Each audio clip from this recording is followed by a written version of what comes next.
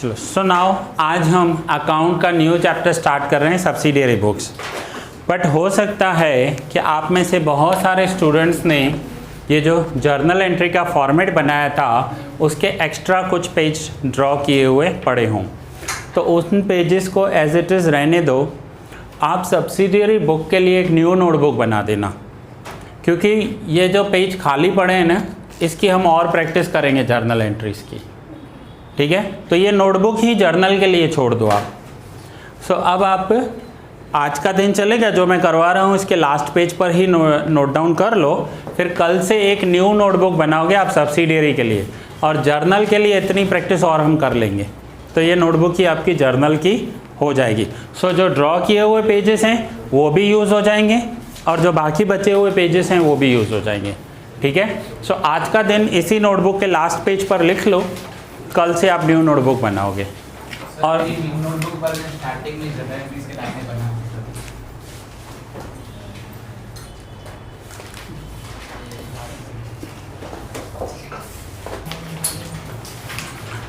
चलो नाउ इधर ध्यान दो, वैसे भी आज फर्स्ट डे है चैप्टर का। सो अकाउंट्स करने के जो मेथड्स होते हैं ना, उन मेथड्स में क्या है डिफरेंस। आपने ऐसा देखा होगा कि हमारी सोसाइटी में या रिलेटिव्स में या फ्रेंड्स में कुछ लोग बहुत ही सक्सेसफुल बिजनेसमैन हैं, बट उन्हें जर्नल एंट्रीज नहीं आती, अकाउंट्स करना नहीं आता। उनका क्वालिफ़िकेशन 10th है, अब 10th में तो अकाउंट्स नहीं सीखे होंगे, ओके, या ग्रेजुएशन किया भी है या कॉमर्स स्टूडेंट रहे भी हैं तो 10 साल हो गए, अब उनको याद नहीं जर्नल एंट्रीज। तो ये कैसे अकाउंट्स करते हैं? तो अकाउंट करने के मेथड्स कौन से हैं? फर्स्ट तो जर्नल एंट्रीज आनी चाहिए, उसके बिना तो अकाउंट होगा ही नहीं। लेकिन अगर जर्नल एंट्रीज नहीं आती हैं, जर्नल नहीं आ रहा है, तो बुक्स बनाने पड़ेंगे। अब क्या होते हैं ये बुक्स? एक होता है कैश बुक। आपने अपने पेरेंट्स से, रिलेटिव से सुना होगा कैश बुक। कैश बुक में क्या होता है, वो कैश ट्रांजैक्शंस को रिकॉर्ड करते हैं, यानी एक अलग नोटबुक होती है जो कैश के लिए होती है। जर्नल में क्या होता है, आप income, expense, purchase, sale, cash, सारे ट्रांजैक्शंस एक साथ रिकॉर्ड करते हो। यहाँ एक साथ रिकॉर्ड नहीं होंगे, यहाँ जितने ट्रांजैक्शंस होंगे ना उतने बुक्स बने हुए होंगे। अब ये सपोज करते हैं कि ये एक बुक है, ठीक है, और इस बुक में कैश रिकॉर्ड होगा। ये कैश का बुक है, इसे कैश बुक कहेंगे, यानी कैश आया होगा या कैश गया होगा तो इसमें रिकॉर्ड करेंगे। ठीक है, नाउ ऐसा ही एक और बुक बनाएंगे जिसे कहेंगे परचेज बुक। अब इसमें सारी परचेज की एंट्रीज रिकॉर्ड होंगी। फिर तीसरा बुक बनेगा sales book, then purchase return book, then sales return book. ऐसे 8-9 बुक बना देते हैं। अब जिन्हें अकाउंट नहीं आता ना, उन्हें एक ही बात सिखाई जाती है, परचेज है ना तो ढूंढ लेना परचेज वाला बुक कौन सा है, उसमें एंट्री रिकॉर्ड कर देना। यानी परचेज के सारे ट्रांजैक्शंस अलग हो गए। फिर सेल का अलग बुक बना हुआ होगा, ऐसी सेल की एक और नोटबुक बनी हुई होगी, उसमें सारे सेल के ट्रांजैक्शंस होंगे। तो आपको अकाउंट्स रिकॉर्ड करने हैं ना, तो या तो जर्नल एंट्री आनी चाहिए, और जर्नल एंट्री नहीं आ रही है तो कैश बुक बनाना होगा जिसमें कैश ट्रांजैक्शंस होंगे, then purchase book, sales book, then purchase return book, then sales return book,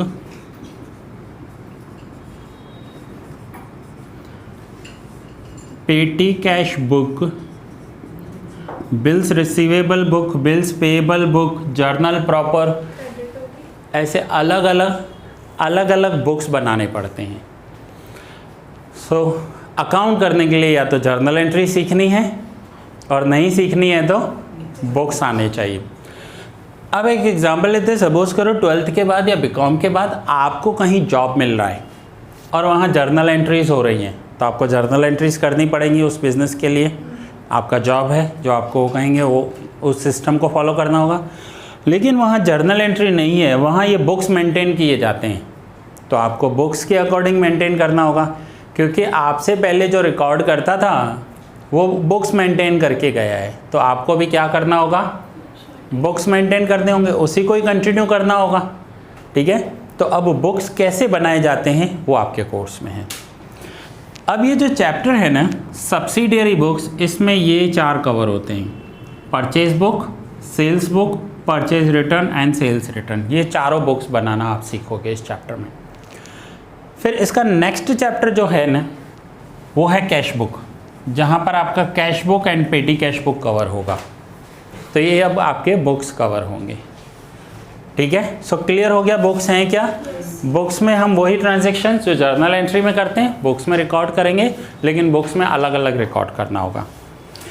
अब सपोज करो आपको परचेज बुक बनाने के लिए बोला है, तो आप परचेज की सारी एंट्रीज उसमें रिकॉर्ड करोगे। बट फिर भी ऐसा होता है कि सारी एंट्रीज रिकॉर्ड करने के बाद कुछ ऐसे ट्रांजैक्शंस होते हैं जो ना परचेज होते हैं ना सेल होते हैं, ना परचेज रिटर्न होगा ना सेल्स रिटर्न होगा। फॉर एग्जांपल हमने फर्नीचर परचेज किया है क्रेडिट पे।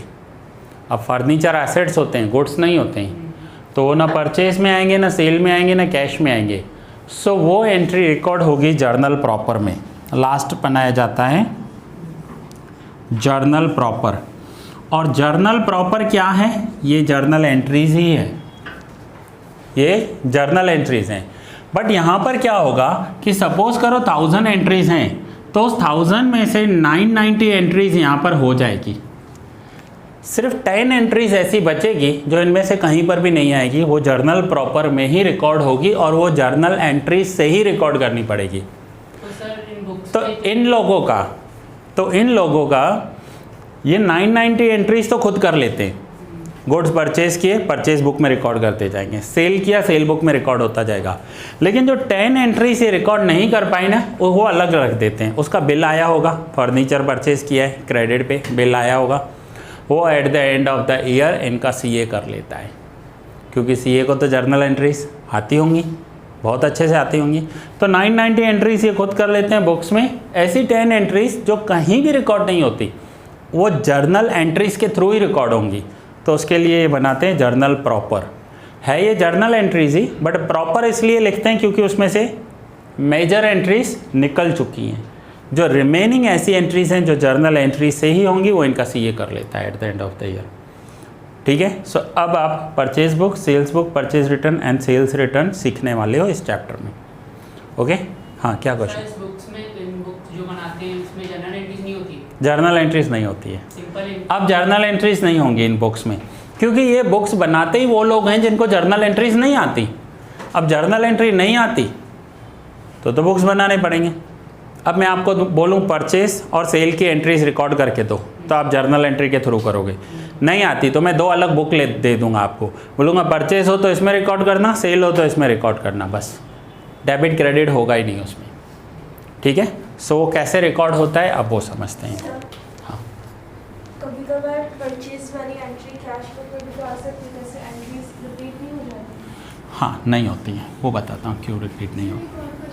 हाँ, जैसे कि आपने जनरल प्रॉपर्टी के बारे में बताया कि लास्ट में सीए करता है, बट जिनकी इनकम मतलब छोटी होती है, छोटी सी शॉप होती है, तो उसमें ये कहाँ से सीए? वो लोग गवर्नमेंट को दिखाते भी नहीं हैं, कहाँ रिटर्न फाइल करते हैं, तो बस उन्हें अकाउंट बनाने की ज़रूरत ही नहीं है। जो 990 एंट्रीज ज़रूरत की है वो उन्होंने रिकॉर्ड कर ली, बाकी जो ज़रूरत की नहीं है रिकॉर्ड नहीं भी करेंगे, गवर्नमेंट को वैसे ही नहीं दिखाते।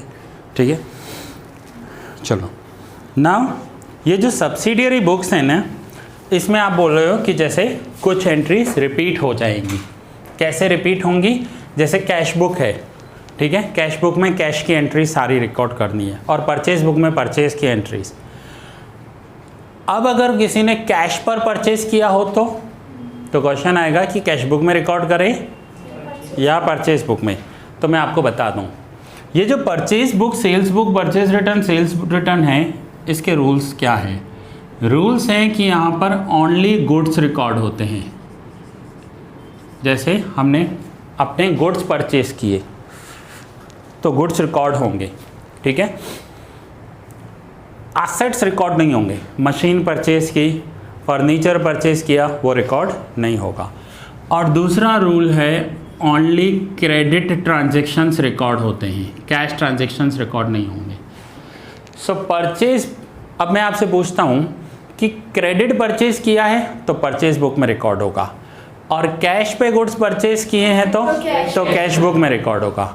यहाँ सब्सिडियरी बुक्स के लिए ये दो रूल याद रखने। कौन से रूल हैं?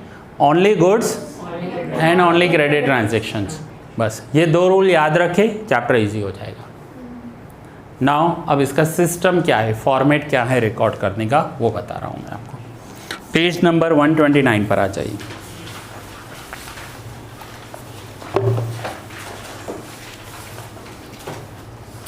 Page number 129। अभी आप कुछ भी रिकॉर्ड मत करोगे, अभी सिर्फ आप बोर्ड पर देखो। अच्छा, ये रूल्स लिख दो। जहाँ पर आपने नोटबुक में चैप्टर का हेडिंग दिया है ना, वहाँ पर ये रूल लिख दो, only goods and only credit transactions.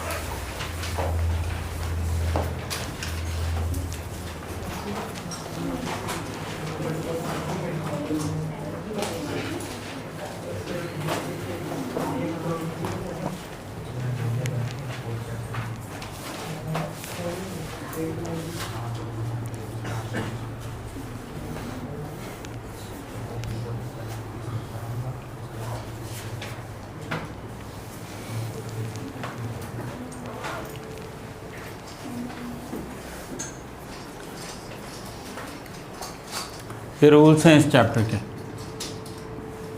जैसे जर्नल एंट्री के रूल्स सीखे थे ना, इसमें ये रूल है, only goods and only credit transaction. Cash transactions record नहीं होंगे। एंड ओनली गुड्स का मतलब है कि सिर्फ गुड्स रिकॉर्ड करने हैं, एसेट्स रिकॉर्ड नहीं करने हैं।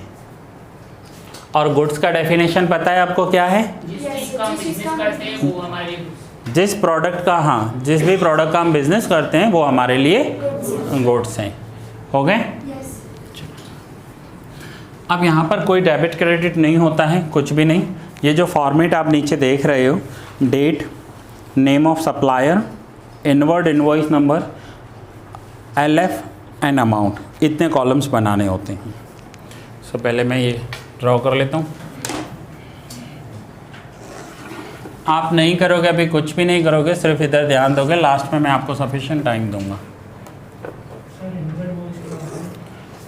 इनवर्ड इनवॉइस, इनवॉइस का मतलब होता है बिल नंबर। इनवॉइस को बोलते हैं बिल, लेकिन नॉर्मल लैंग्वेज में बिल बोला जाता है, अकाउंटिंग लैंग्वेज में उसे इनवॉइस कहते हैं। और इनवर्ड इनवॉइस का मतलब होता है कि जब हम परचेज करते हैं और हमारे पास जो बिल आता है ना, अब परचेज करते हैं तो गुड्स क्या होते हैं, इन होते हैं या आउट होते हैं, तो उसे इनवर्ड इनवॉइस नंबर कहेंगे। और जब हम गुड्स सेल करते हैं ना, तो वो आउटवर्ड इनवॉइस नंबर हो जाएगा। सर इसमें LF का मतलब पता चलेगा? नहीं, इसमें भी नहीं पता चलेगा अभी नहीं। लेजर पोस्टिंग वाले चैप्टर में मैं आपको LF समझाऊंगा क्या होता है। अभी आपको समझाऊंगा तो समझ में नहीं आएगा।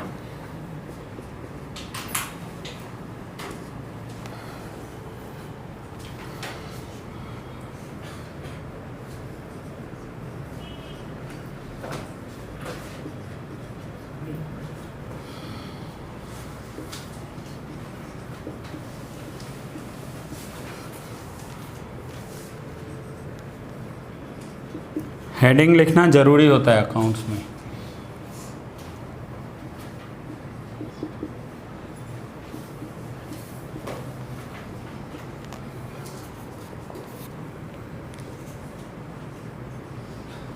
नेम ऑफ सप्लायर, सप्लायर किसे कहते हैं? जो हमें बेच रहा है, यानी उसे क्रेडिटर भी कहेंगे। सप्लायर और क्रेडिटर दोनों का मीनिंग एक ही होता है।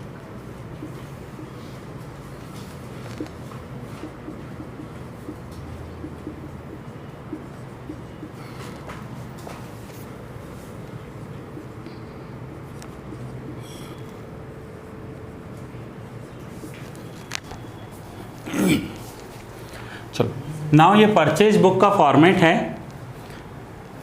अब ये परचेज बुक बनाते होंगे उनको अकाउंट तो आता नहीं। अब अकाउंट नहीं आता मीन्स डेबिट क्रेडिट तो वो लोग कर नहीं सकते, तो उन्हें डेट दी जाती है एक कॉलम, नेम ऑफ सप्लायर, जिसने माल भेजा उसका नाम लिखना है, जो सामने वाले ने बिल भेजा है उस बिल का एक नंबर होता है वो लिखना है, और अमाउंट लिख देना है कि कितने का बिल आया है। सो ये कोई भी कर सकता है, समझो जिसको अकाउंट नहीं आती है ना उसे भी सिखा दी ने ये चीज़ें तो आराम से कर लेगा। चलो कैसे होगी वो देखते हैं। रूल्स याद रखना, only goods and only credit transactions. हम बिल नंबर क्यों नहीं लिख रहे हैं? एक ही एंट्री 3 बार रिकॉर्ड कर दी तो सपोज़ करो कि मेरा एक बिज़नेस है, मेरा अकाउंटेंट करप्ट है, सामने वालों से मिल गया है, एक बार माल आया है लेकिन उसने यहाँ 3 बार लिख दिया तो मुझे तो 3 बार पैसा देना पड़ेगा सामने वाले को। तो इसलिए बिल नंबर लिखेंगे ना तो एक ही बिल नंबर 3 बार तो नहीं होगा ना, ऐसे। चलो, goods of ₹10,000 purchased from Mahesh on 1 month credit. तो देखो गुड्स हैं क्रेडिट पर हैं तो यहाँ रिकॉर्ड होंगे। गुड्स होने चाहिए और क्रेडिट पर होने चाहिए। सो March 1 किससे लिया है हमने ये गुड्स, तो यहाँ में लिखना है महेश अकाउंट। कितने के गुड्स लिए हैं 10,000 के, 10,000 रुपीज़ यहाँ लिखना है। हो गई एंट्री पूरी। नहीं है तो नहीं लिखेंगे, अगर बिल नंबर नहीं दिया हुआ है तो नहीं लिखना है आपको, बीइंग भी नहीं लिखना है, कुछ भी नहीं। हो गई एंट्री पूरी हो गई। और वो 1 मंथ का जो रिकॉर्ड है वो देखो 1 मंथ का क्रेडिट है तभी तो यहाँ रिकॉर्ड किया ना। अगर ये लिखा होता ना कि कैश पे परचेज किए तो फिर हम यहाँ रिकॉर्ड नहीं कर सकते। नहीं, मतलब ड्यू डेट नहीं नहीं, ड्यू डेट नहीं लिखेंगे, ड्यू डेट नहीं लिखी जाती। ड्यू डेट सामने वाला याद रखेगा, क्योंकि जब उसे पैसे चाहिए होंगे तो कॉल करेगा ना कि आपका 1 महीना हो गया है अब पैसे दो। ड्यू डेट नहीं लिखी जाती है। वो देखो हम सारी बातें अपने अकाउंटेंट्स को नहीं बताते या लोगों को नहीं बताते। अब मैं लिख दूँ 1 मंथ की क्रेडिट तो सबको पता चल जाएगा, कल के अकाउंटेंट को पता चला, अकाउंटेंट किसी और को बताएगा या दूसरे एम्प्लॉय से शेयर करें। तो हम यहाँ पर सब नहीं लिखेंगे, जितना ज़रूरत होगा उतना ही लिखेंगे। और हाँ, ड्यू डेट वैसे याद रहता है, किसी को भी जो बिज़नेस करते हैं ना उनको पैसा लेना और पैसा देना पूरा दिन तो यही काम करना होता है। सो उनको याद ही रहता है कि किससे लेना है, फिर भी उनके पास अलग से एक बुक होता है जिसमें उनके पेंडिंग अमाउंट्स लिखे होते हैं। नहीं, क्रेडिट पे नहीं होता। सपोज़ करो कैश पे लिया तो क्या करना है वो भी देखेंगे। इसी सम में आ रही हैं सारी पॉइंट्स, इसी सम में सारी पॉइंट्स आ रही हैं। अभी आप बेसिक समझते जाओ, ठीक है ना। चलो next. 2 March, goods of ₹15,000 purchase from Hasmukh bhai at 10% trade discount, invoice number 15। अब हसमुख भाई से गुड्स परचेज किए हैं तो यहाँ पर मैं लिखूँगा 2 मार्च।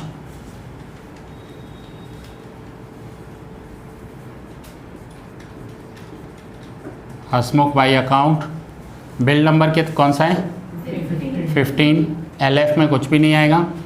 15,000 के गुड्स 10% ट्रेड डिस्काउंट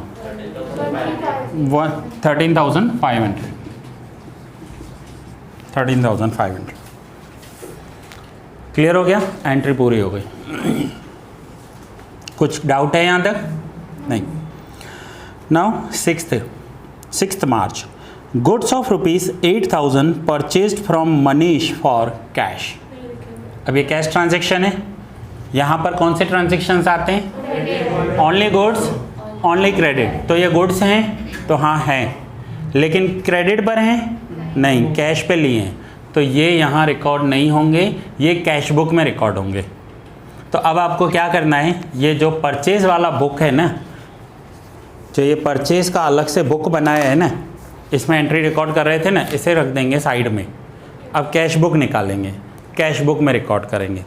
लेकिन इस चैप्टर के लिए तो आपको परचेज बुक बनाना है, तो ये एंट्री आप यहाँ नहीं करोगे।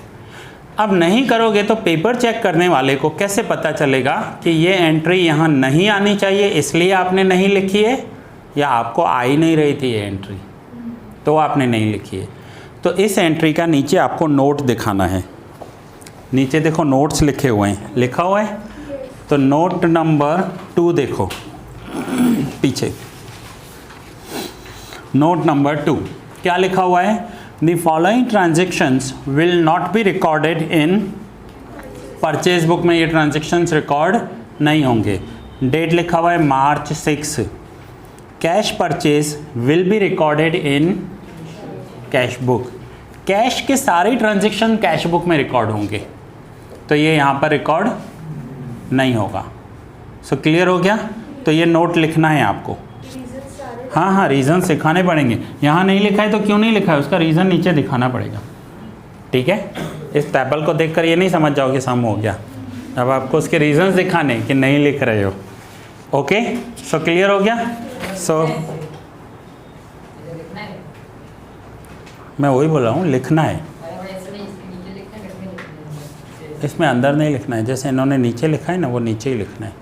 नोट्स हैं ये, इसमें लिखना होता तो फिर नीचे क्यों लिखते या अलग क्यों लिखते? इसी में नहीं लिख दूँ परचेज। कैश ट्रांजेक्शन्स कभी भी परचेज बुक में रिकॉर्ड नहीं होंगे। और रियल लाइफ में ये नीचे नहीं लिखने होते हैं। रियल लाइफ में तो आपके पास सारे बुक्स अवेलेबल होते हैं। परचेज का बुक होगा, सेल का बुक होगा, कैश बुक होगा, तो कैश बुक निकाल कर उसमें रिकॉर्ड कर देना है। ठीक है, रियल लाइफ में ऐसा होता है। यहाँ आपको क्वेश्चन में सिर्फ परचेज बुक पूछा हुआ है, इसलिए आप नीचे लिख रहे हो। क्लियर हुआ? Next, place an order with Naveen for supply goods of 10,000 at 20% trade discount. अब ये तो ऑर्डर प्लेस किया है, नॉन इकोनॉमिक। तो देखो पीछे क्या लिखा हुआ है रीज़न में, नॉन इकोनॉमिक या नॉन फाइनेंशियल, दोनों की मीनिंग सेम होती है। So non economic transaction will not be recorded in purchase book. Clear हुआ? चलो नेक्स्ट एंट्री देखते हैं। 18th March, furniture of 6,000 purchased from Shriji furniture mart on 1 month credit. Assets हैं, ये रिकॉर्ड नहीं होंगे। क्यों नहीं होंगे? क्योंकि इसके रूल्स क्या हैं? Only goods and only credit. ये क्रेडिट पर तो है बट गुड्स नहीं है, तो यहाँ रिकॉर्ड नहीं होंगे। तो ये कहाँ रिकॉर्ड होते हैं? तो जर्नल प्रॉपर में रिकॉर्ड होंगे। तो देखो पीछे, मार्च 18, फिक्स्ड एसेट्स या furniture purchased on credit will be recorded in journal proper. Okay, so जो यहाँ रिकॉर्ड नहीं कर रहे उसका नीचे रीज़न देना पड़ेगा, नोट लिखना पड़ेगा। और ये भी लिखना पड़ेगा कि कौन सी बुक रिकॉर्ड होगी। हाँ, लिख दो तो ज़्यादा अच्छा है। और वैसे ही कहीं भी रिकॉर्ड नहीं होता, नॉन इकोनॉमिक कहीं भी रिकॉर्ड नहीं होता। और वैसे भी कैश बुक आपका नेक्स्ट चैप्टर है, जर्नल प्रॉपर उसका नेक्स्ट चैप्टर है, तो सब आपके कोर्स में है ही। तो आपको आने वाले नेक्स्ट मंथ तक सब आ जाएंगे, तो तब तक आपको पता भी चल जाएगा कि कौन से कहाँ रिकॉर्ड होते हैं। ठीक है, ये बहुत ही इजी चैप्टर है बाकी चैप्टर्स के कंपैरिजन में। हाँ, फ्यू ट्रिकी सम्स हर चैप्टर में होते हैं, इसमें भी आएंगे, कॉलमनर आएंगे आगे, बाकी है इजी।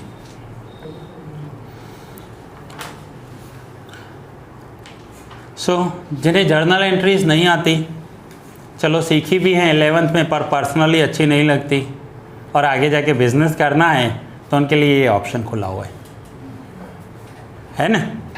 नेक्स्ट एंट्री करते हैं। 20, Naveen supplied goods as per order and sent his invoice number 314 after adding railway freight of 1200। अब नवीन ने गुड सप्लाई की है। देखो हमने नवीन को कितना ऑर्डर दिया था? 10,000। ठीक है, और 10,000 के साथ हमने डिस्काउंट कितना लिया था नवीन से? सो 10,000 में से 20% माइनस करो, 8,000 के गुड्स नवीन ने बेच दिए। तो यहाँ पर लिखेंगे डेट 20, ये गुड्स हैं और क्रेडिट ट्रांजेक्शन है, तो यहाँ रिकॉर्ड होगा। तो यहाँ लिखेंगे नवीन अकाउंट, उसका बिल नंबर क्या है नवीन का? 314, amount is 8,000। So goods, only goods and only credit transactions. अगर ये है तो यहाँ लिखेंगे, गुड्स हो और क्रेडिट नहीं हो तो नहीं आएंगे, सपोज करो हम गुड्स परचेज करते हैं लेकिन कैश पे परचेज किए तो यहाँ पर नहीं लिखेंगे, लेकिन क्रेडिट पर परचेज किया और गुड्स नहीं है, फर्नीचर है, कोई एसेट्स है तो भी नहीं आएंगे। दोनों होना चाहिए, गुड्स भी होने चाहिए और क्रेडिट पर भी होने चाहिए। Goods of ₹4,000 purchased at 5% cash discount, ये कैश ट्रांजैक्शन है क्योंकि नेम भी नहीं दिया हुआ है और नेम नहीं है तो कैश ट्रांजैक्शन होता है, तो ये कहाँ रिकॉर्ड होगा? कैश बुक में। तो पीछे देखो रीजंस में मार्च 23 का रीज़न दिखाया है इन्होंने, क्या लिखा हुआ है? Cash purchase will be recorded in cash book and cash discount भी दिया हुआ है, कैश पे लिखा हुआ। कैश डिस्काउंट तो दिया बट नेम मेंशन नहीं है ना, तो इसके लिए कैश ट्रांजैक्शन हो गया, क्योंकि क्रेडिट होगा तो नेम देना पड़ेगा ना। कैश पे हम नेम नहीं बताते ना पूछते हैं, क्रेडिट पे तो होगा इसलिए। Next 25th March goods of ₹16,000 purchased from Babulal at 10% trade discount and paid half of the amount immediately by cheque. अब ये तो पार्शियल अमाउंट हो गया, आधा कैश पर है और आधा क्रेडिट है ना, ऐसा आधा कैश पर है और आधा। अब ध्यान दो इधर, जब भी कोई अमाउंट पार्शियल क्रेडिट लिया हो और पार्शियल कैश पे किया हो, पार्शियल का मतलब होता है 50-50 भी हो सकता है, 30-70 भी हो सकता है कि हमने 30% कैश दे दिया, 70% क्रेडिट ले ली। आपको कुछ सोचना नहीं है, आपको पूरा का पूरा ट्रांजैक्शन क्रेडिट कंसीडर करके यहाँ रिकॉर्ड कर देना है। आधा लिया, 70% कैश दे दिया, 80% दे दिया, 90% दे दिया, कोई फ़र्क नहीं पड़ता। याद कैसे रहेगा? हाँ, फिर पूरा दे दिया तो वो तो स्टॉक ले लेगा।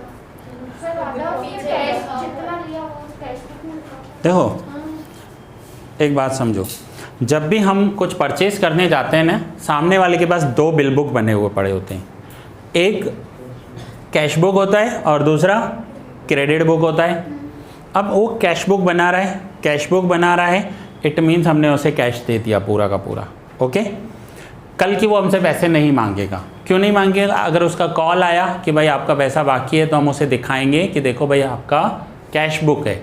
ये एक बिल बुक होता है, ऐसे जैसे आपको पता है ना, बिल बुक में क्या होता है, यहाँ नंबर होता है, यहाँ आइटम होता है, देन रेट होता है, अमाउंट होता है। ऐसे नंबर, पर्टिकुलर जो भी आइटम होगी, यहाँ पर रेट और ये अमाउंट। हाँ, नंबर्स में क्वांटिटी लिख सकते हैं, नंबर ऑफ पीसेस मीन्स, ठीक है। सपोज करते हैं हाँ, या आपको 1 2 3 4 लेना है तो यहाँ क्वांटिटी ले लो एक, ओके। अब आपने एक ड्रेस लिया तो यहाँ पर आप लिखोगे ड्रेस 10 पीसेस, 500 रुपये का एक ड्रेस, अमाउंट कितना हुआ 5000। अब ऊपर लिखा होता है कैश, इसका मतलब है कि हमने उसे कैश दे दिया। कभी भी फ्यूचर में वो हमें कॉल कर कर पैसे नहीं मांगेगा, अगर मांगे तो आप ये दिखा देना उसको, क्या है ये, कैश बिल। दूसरा यहाँ पर लिखा होता है क्रेडिट बिल। अब ये होगा कि आपने उधार पर लिया है। अब प्रॉब्लम क्या हो रही है, ना आप कैश पे ले रहे हो ना क्रेडिट पे ले रहे हो, आपने तो आधा आधा कर दिया, तो वो आधा कैश आधा क्रेडिट नहीं बनाएगा। वो क्या करेगा, वो आपका पूरा का पूरा बिल क्रेडिट बना देगा। पूरा का पूरा बिल आपका क्रेडिट बन गया 5000 का। फिर हमने 2500 उसे कैश दिए तो उसका एक अलग से रिसिप्ट देगा कि ये 2500 का रिसिप्ट है आपका। जैसे आप स्कूल में फ़ीस पे करते हो रिसिप्ट मिलती है, ट्यूशन पे फीस पे करते हो रिसिप्ट मिलती है, सो ऐसा एक रिसिप्ट मिलेगा आपको। अब फ्यूचर में वो आपसे 5000 तो मांग नहीं सकता, 5000, क्योंकि उसने गुड्स कितने के सेल किए 5000 और ऑलरेडी हमने 2500 पे किए, उसका रिसिप्ट है हमारे पास। अब ये रिकॉर्ड कैसे होगा, तो ये पूरा का पूरा क्रेडिट ट्रांजैक्शन कंसीडर कर लिया जाएगा। तो आपको यहाँ पर कुछ सोचना नहीं है, ना आधा आधा करना है। सामने वाला बोले 50% दे दिया, 70 दे दिया या 90% दे दिया, कहने का मतलब पार्शियल क्रेडिट है और पार्शियल कैश है, तो आपको फुल्ली क्रेडिट करके इधर रिकॉर्ड कर देना है। कंसेप्ट क्लियर हुआ? Yes, sir. चलो सो 16,000 के गुड्स परचेज किए हैं, किससे परचेज किए हैं? बाबूलाल। Babulal account, date 25। 16,000 में से 10% माइनस करो, 1600 माइनस करोगे तो 14,400। 14,400। ट्रेड डिस्काउंट तो माइनस करना ही है, क्योंकि डिस्काउंट माइनस करने के बाद ही हमारा परचेज या सेल होता है। Next 28। Goods of ₹6,000 purchased from Lalit at 10% trade discount and 5% cash discount. Amount of bill paid immediately. Immediate payment कर दिया तो कौन सा ट्रांजेक्शन हो गया? देखो पीछे रीजन लिखा हुआ है, cash transaction will be, cash purchase will be recorded in cash book. ऐसा रीजन दिखा है। यहाँ पे थर्ड नंबर का जो 25 आपने हाफ में बताया वो अलग से नोट बना के रखना है इसका। इसमें लिखा हुआ है। तो मतलब ये लोग अलग अलग चीज़ों के अलग अलग नोट्स बना रहे हैं, एक में नहीं लिख सकते? डेट अलग अलग होगी ना? नहीं ऐसे नहीं, यहाँ पे देखो 2, उसके बाद यहाँ पे सीधा नीचे 3 करके लिखा है मार्च 25। हाँ, तो 2 में मार्च 25 जो हाफ हाफ पे किया है। उसका नहीं भी लिखोगे तो चलेगा। ये जो हाफ हाफ वाला है ना, उसका नहीं भी लिखोगे तो चलेगा। इन्होंने बताया है कि पूरा का पूरा इन्होंने क्रेडिट कंसीडर किया होगा, ऐसा ही कुछ बताया होगा। In this transaction, the half amount 7,200 paid to Babulal will be recorded in bank column of cash book, which will be studied in next chapter. लिखा तो हुआ है, नेक्स्ट चैप्टर में हम स्टडी करेंगे इसके लिए। तो बस ये नहीं, नेक्स्ट चैप्टर में आ जाएगा। अभी समझाने बैठूंगा तो मुझे नेक्स्ट चैप्टर अभी स्टार्ट करना पड़ेगा, तो वो नेक्स्ट चैप्टर में ही आ जाएगा आपको स्लोली। सो 25 हो गया, 28 नहीं रिकॉर्ड होगा। 30। Goods of ₹3,000 purchase from Rajesh, bill number 101। 3,000 के गुड्स परचेज किए हैं। सो 30 Rajesh account, bill number 101, amount 3,000।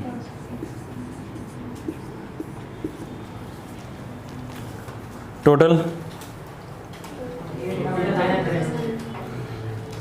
48,000। देख कर नहीं बताना है, आपको करना है, हो सकता है रॉन्ग दिया हो। कौन सा? ये नहीं बना कर सकती है। मैं टोटल करने के लिए बोल रहा हूँ, क्या समझ रहे पता? ठीक है, चलो। सो यहाँ पर इन्होंने टोटल लिखा है, आपको लिखना है टोटल क्रेडिट परचेज। ट्रांजैक्शन नहीं, हमने सारे ट्रांजैक्शंस नहीं लिखे हैं, हमने क्या कौन से ट्रांजैक्शंस लिखे हैं? सिर्फ परचेज के। So total credit purchase. अगर यहाँ नहीं लिखोगे तो नीचे एक नोट बनाकर लिखना पड़ेगा। देखो नोट 1 क्या लिखा है उन्होंने? Total credit purchase 48,900। This amount will be recorded on the debit side of purchase account. Purchase debit होती है ना, इसलिए उन्होंने लिखा है। ऐसा नहीं है, आप सिर्फ यहाँ लिख दो टोटल क्रेडिट परचेज। हो गया सम?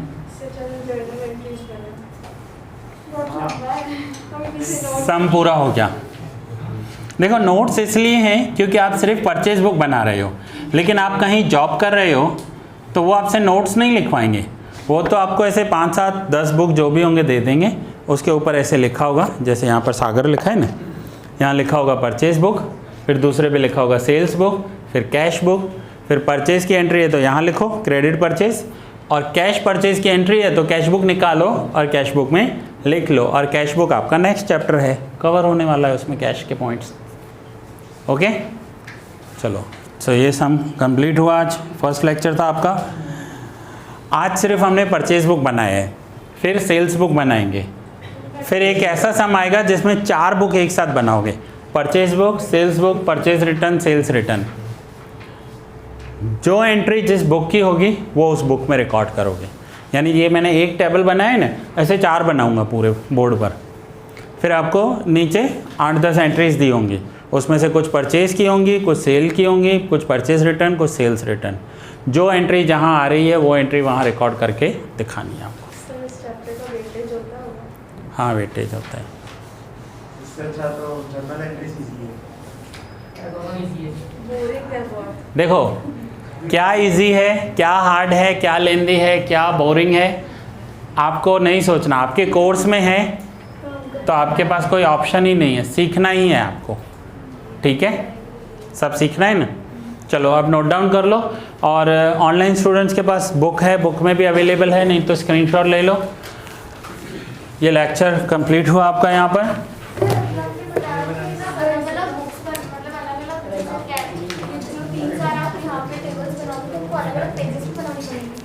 वो जब आएंगे तब करेंगे ना। आज के लिए, अभी के लिए इसका सोचो, जब चारों एक साथ आएंगे तब क्या कर, जब चारों एक साथ आएंगे तब क्या करना है, फिर उस टाइम पर देख लेंगे। और वैसे ही नेक्स्ट लेक्चर में मैं करवाने वाला हूँ, सारा एक साथ आराम से करेंगे। ठीक है, अभी ये नोट डाउन कर लो। हाँ, 1 मिनट रुको।